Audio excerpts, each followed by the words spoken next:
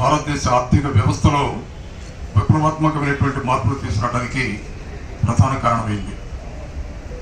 దేశంలో ఇప్పటిదాకా జెనీవాలో కానీ మరెక్కడైనా ప్రపంచ ఆర్థిక వ్యవస్థల సదస్సులో ఒక సభ్యుడిగా ఉండడం అనేది ఒకే ఒక వ్యక్తి మన్మోహన్ సింగ్ గారు. దేశంలో అనేక రకాలైనటువంటి ఆర్థిక సంస్కరణలో ఆయన భాగస్వామి అయ్యాడు.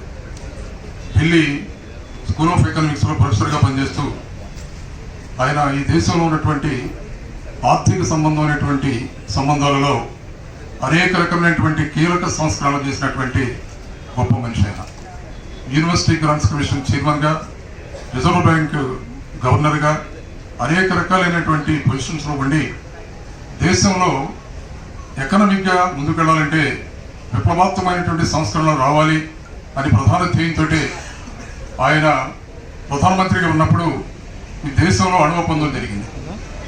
దాన్ని లెఫ్టిస్టులు చాలా తీవ్రంగా వ్యతిరేకించారు.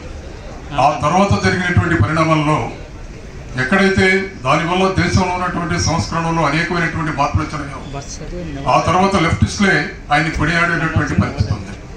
ఒక్క ఎగ్జాంపుల్ చెప్తాను నేను.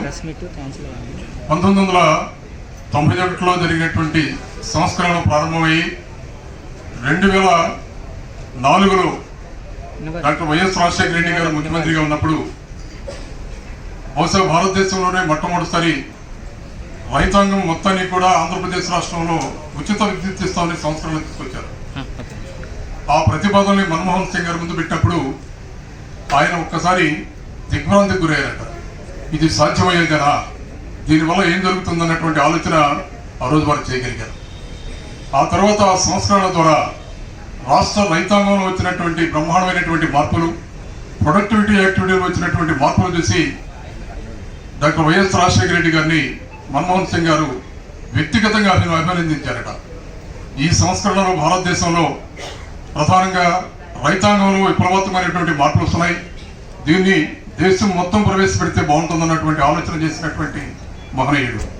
జీవితం మొత్తం కూడా ఎన్ని సంస్కరణలు చేసినా ఈ దేశంలో ఉన్నటువంటి రైతాంగం గురించి, బడుగు బలహీన వర్గాల గురించి, ప్రజల జీవన ప్రమాణాల గురించి మాట్లాడుతూ అనేకమైనటువంటి సంస్కరణలో భాగస్వామి అయ్యాడు ఆయన. అప్పటిదాకా ఆయన ప్రధానమంత్రి కాకముందు దేశ తలసరి ఆదాయం 3.6గా ఉండేది.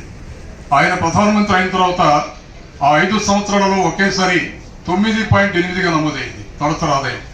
అంటే ఆయన ప్రవేశపెట్టినటువంటి సంస్కరణలు దేశ ఆర్థిక వ్యవస్థలో, గ్రామీణ ఆర్థిక వ్యవస్థలో, మానవుల ఆర్థిక వ్యవస్థలో ఎంత సమూలమైనటువంటి మార్పు తెచ్చాయో దేశ ప్రజానీకానికి అర్థమైంది. అందుకే రాజకీయాలకు అతీతంగా ఇవాళ దేశంలో ఉన్నటువంటి 140 కోట్ల మంది ప్రజానీకం మొత్తం కూడా ఆయనకి ఘనమైనటువంటి నివాళులు అర్పిస్తున్నారు.